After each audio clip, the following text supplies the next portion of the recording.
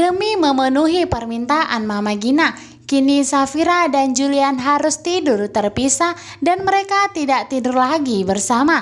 Dalam sinetron Di Antara Dua Cinta malam ini di mana kita akan menyaksikan akhirnya Julian dan Safira bertemu. Setelah Mama Gina tidak melihatnya, Julian pun masuk ke kamar Safira dan memberikan sebuah boneka yang berbesar yang berbentuk wajah Julian agar nantinya saat Safira terbangun ketika Safira merindukan pelukan dari Julian, Safira bisa memeluk boneka tersebut di mana boneka itu telah dibuat wajah Julian.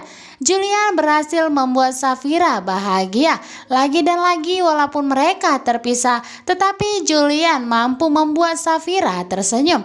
Malam itu Mama Gina pun kembali datang ke kamar Julian untuk memastikan bahwa Julian masih ada di kamar dan tidak pergi ke kamar Safira.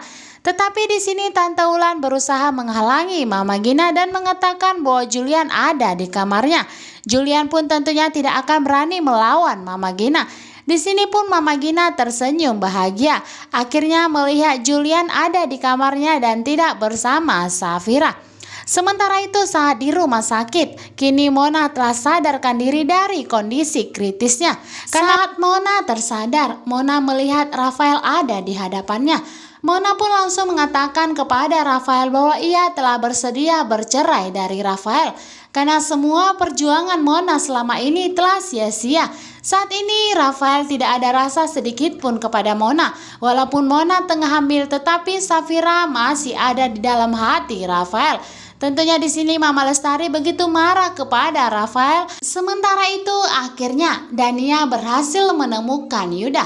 Episode yang menebarkan. Episode yang sangat mengharukan di mana Dania berpelukan dengan Yuda karena Dania begitu khawatir melihat kondisi Yuda saat ini. Dania merasa bersalah karena Yuda seperti ini hanya untuk menolongnya lepas dari Romi. Ketika Dania menemui Yuda, ternyata Romi mengikutinya. Romi telah muak melihat kemesraan Dania dan Yuda.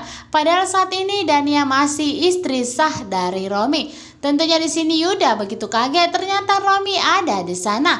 Saat ini Yuda kekuatannya telah berkurang karena telah disekap dan tidak diberi makan oleh Rafael. Kali ini Romi memiliki banyak kesempatan untuk segera menghabisi Yuda karena saat ini Yuda sudah tidak punya tenaga. Romi pun langsung menghajar Yuda tepat di jantungnya.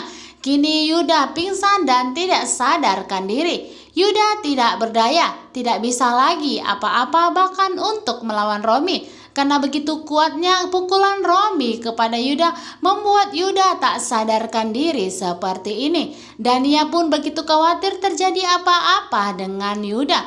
Apakah nanti malam Yuda akan pergi selama-lamanya untuk meninggalkan kita semua dan mengikuti